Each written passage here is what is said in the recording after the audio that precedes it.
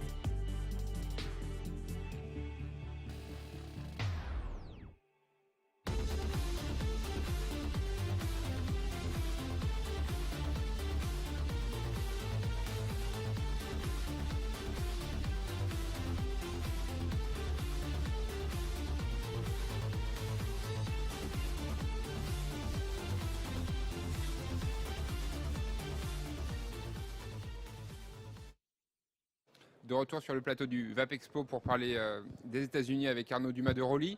Si vous avez des questions également, vous n'hésitez pas à nous interrompre. On est là aussi pour répondre à vos questions.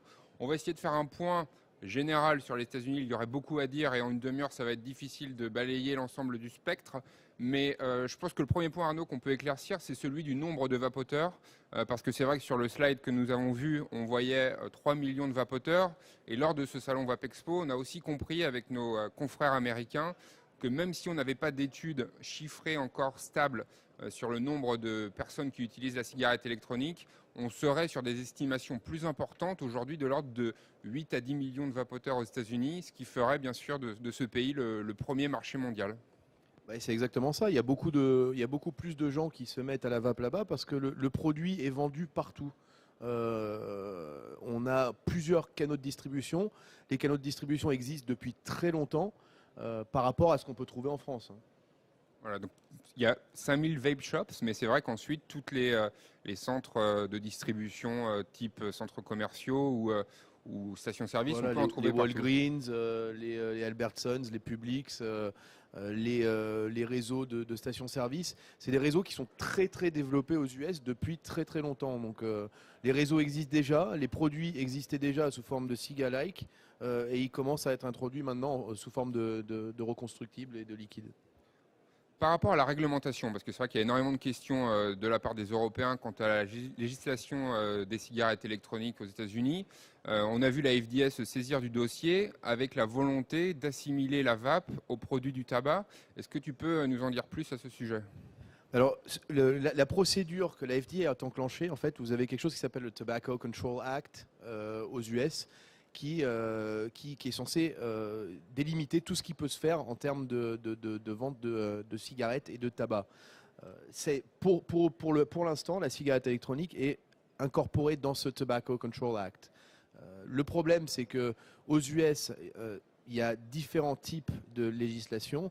La première, elle est au niveau de chaque État. Aujourd'hui, c'est le point où on en est, c'est le seul point sur lequel on est sûr aujourd'hui, c'est ce qui se passe au niveau des États. Il y a des États qui taxent énormément, comme le Minnesota, me semble-t-il, qui est taxé à 95%. Donc tous les producteurs et tous les fabricants ont fui cet État. Donc aujourd'hui, il n'y a pas d'harmonisation au niveau national, Non. il y a un éclatement des réglementations entre les différents États fédérés, ce qui explique aussi la difficulté des professionnels de se retrouver entre les différents États, les différentes frontières. On passe de tout au rien en fonction de la volonté des gouverneurs notamment, mais ça va bientôt changer. Justement, ça va bientôt changer avec ces deeming regulations que la FDA essaie de mettre en place.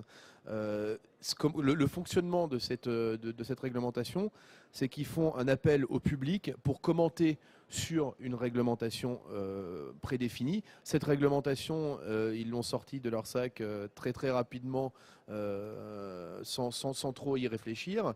Derrière, les commentaires, on s'attendait à avoir 35-40 commentaires maximum. Enfin, la FDA s'attendait. Donc, on savait très bien qu'il y en aurait beaucoup plus. Finalement, il y en a eu 35 000. Donc, ces commentaires, l'État américain et la FDA se doivent de les lire un par un et d'y répondre un par un.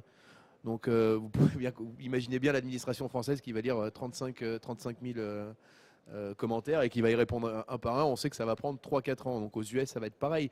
La réglementation définitive ne sera pas mise en place avant minimum 3-4 ans. Et en attendant, on a justement cette fragmentation due aux différents États, aux différentes politiques mises en place dans ces États. Donc ça, cette consultation, elle a été close en août 2014. Et là, il y a une période actuellement de réponse, d'analyse de la part de la FDA. Exactement. Donc on va vivre dans cette période transitoire, un peu comme en Europe avec la directive européenne qui n'est pas transposée. Il y a une période intermédiaire. Un des points qui a été soulevé par les internautes en amont du VAPEXPO, c'était l'interdiction de vaper dans les lieux publics, parce que c'est vrai qu'il y a eu quelques cas emblématiques, notamment à New York, sur ce sujet.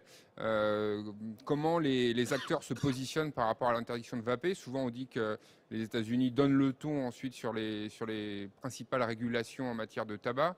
Est-ce que ça peut être la même chose pour l'Europe? Et puis ça me permet aussi de parler du SFATA, qui est l'association des professionnels américains, qui se bagarre contre les tentatives d'interdiction de vaper dans les lieux publics. Justement, comme ce marché réglementaire, si on peut l'appeler ainsi, est très fragmenté, l'un des boulots principaux de SFATA, c'est d'aller éteindre des feux. On va aller éteindre des feux à New York, on va aller en éteindre à Los Angeles, on va aller en éteindre à Las Vegas. Dès qu'il y a une réglementation au niveau de chaque État qui veut interdire dans les lieux publics, tous ces participants du SFATA vont directement sur place. Vous savez qu'aux États-Unis, ça fonctionne énormément avec des avocats. Donc il y a toute une armée d'avocats derrière SFATA qui les aide et qui va aider justement au niveau local. Et c'est vrai que ce soutien est très utile. Par contre, les États-Unis et donc SFATA est en grande demande d'aide de la part des Européens. Parce qu'aux US, on se rend compte au niveau de la réglementation que la directive tabac, elle est ce qu'elle est, mais au moins elle laisse un petit peu la porte entrouverte. Là où aux US, il faut par exemple dans les deeming regulations qu'on ait un pre-market authorization. Et ça veut dire, en gros, c'est une mini AMM pour les produits. Là où la directive tabac, on doit simplement déclarer quelque chose 6 mois avant. Oui, c'est pas bien, mais on est quand même dans une meilleure posture que les US à l'heure actuelle. Sans compter que derrière aux US, il y a tout le lobby du tabac qui fonctionne énormément. Il faut savoir que les industriels du tabac américains ont demandé par exemple à l'organisme ISO de réguler la cigarette électronique sur le même modèle que le tabac. Alors justement sur ce point, par rapport à la production des e-liquides, en France et au Royaume-Uni, on a vu l'AFNOR et le BSI se positionner pour la standardisation, la normalisation des produits de la vape. Aux États-Unis, ça n'a pas commencé, donc on est plus dans une logique de certification. Il n'y a pas encore véritablement de schéma global, là aussi, de la part des producteurs qui pourraient normaliser leurs produits. Non, justement, aux US, l'organisme qui s'occupe de ça s'appelle l'ANSI, ANSI. Cet organisme, d'ailleurs, m'a contacté suite aux travaux qu'on est en train de faire en France et en Europe pour avoir des informations sur comment est-ce qu'eux pouvaient lancer la même démarche. On travaille aussi avec l'AIMSA aux US, qui est l'association des producteurs de e-liquide américaine, et qui a besoin justement de ce type de soutien et qui essaie d'un petit peu de prendre modèle sur ce qu'on a réussi à mettre en place en France pour le déployer aux US. C'est assez marrant, c'est qui aurait cru un jour que les US prendraient exemple sur ce qu'on fait ici. Alors, autre question posée sur Internet, est-ce que les Américains vapotent un peu français et comment exporter pour les Français et les Européens aux États-Unis? Alors, au niveau des produits, les US, on connaît le patriotisme américain.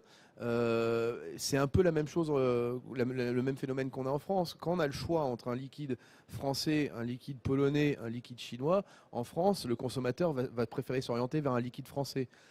Nous, en fait, aux US, c'est exactement la même chose. On privilégie les liquides nationaux américains. Les liquides nationaux. Donc, si je peux donner juste peut-être des infos à certains professionnels ici, c'est d'aller travailler avec un partenaire aux US, de trouver quelqu'un qui est capable d'embouteiller, de travailler les produits et éventuellement vous apporter vos formulations aux US et ce serait fabriqué sur place. Par rapport à l'association des producteurs de e-liquide américains, la EMSA, vous travaillez avec eux. Il y a des partenariats aujourd'hui entre les professionnels français et les producteurs américains. Comment vous fonctionnez? Alors, il n'y a pas de partenariat à proprement parler, mais il y a des contacts. D'ailleurs, si n'importe qui ici veut des contacts de l'AMSA, je peux le donner sans problème. Et par contre, ce qui est en train de se faire, et ce que l'AMSA est en train de monter avec le SFATA, l'annonce sera faite d'ici 2 semaines. C'est l'ERF, le E-Cigarette Research Fund, dont j'ai la chance de faire partie du board de cette association. Et l'objectif est de récolter des fonds via des organismes publics, notamment aux US, qui seraient prêts à financer de la recherche sur la cigarette électronique et d'ouvrir un petit peu ça au niveau européen. En ce qui concerne la mobilisation des citoyens, des vapoteurs pour défendre la vape, il y a aussi une association qui s'appelle le CASA, qui est un petit peu l'équivalent de l'EDUS américain, l'EDUS français, pardon. Il y a une mobilisation aux États-Unis de la part des vapoteurs aussi pour défendre le produit. Alors, il y a une mobilisation, elle est énorme sur le web. Mais on sait très bien qu'en France, on est le pays qui râle le plus souvent. Donc nos consommateurs en France ont vraiment fait du très très bon boulot par rapport à ça. Là où d'autres pays galèrent un petit peu à fédérer un petit peu tout cet esprit contestataire qu'il peut y avoir, notamment au niveau des deeming regulations de la FDA. Mais non, je pense qu'en France, on est très très bon là-dessus. Et aux US, on pourrait leur apprendre quelque chose en termes de râlage. Un dernier mot peut-être avant des questions, les salons aux États-Unis, parce que c'est vrai que là on se parle à l'occasion du Vape Expo à Paris. On voit beaucoup de salons aux États-Unis, je ne sais pas si tu en as fait quelques-uns. Qu'est-ce que l'on peut dire par rapport aux salons américains et puis aussi les comparer aux salons européens? Là, de toute façon, on a eu encore une fois aujourd'hui et durant ces 3 jours Vape Expo la preuve que ce qu'on fait en France, c'est le top du top aujourd'hui en matière de salons et d'événements autour de la cigarette électronique. Vous allez n'importe où. J'ai fait un salon à Chicago au mois de mai.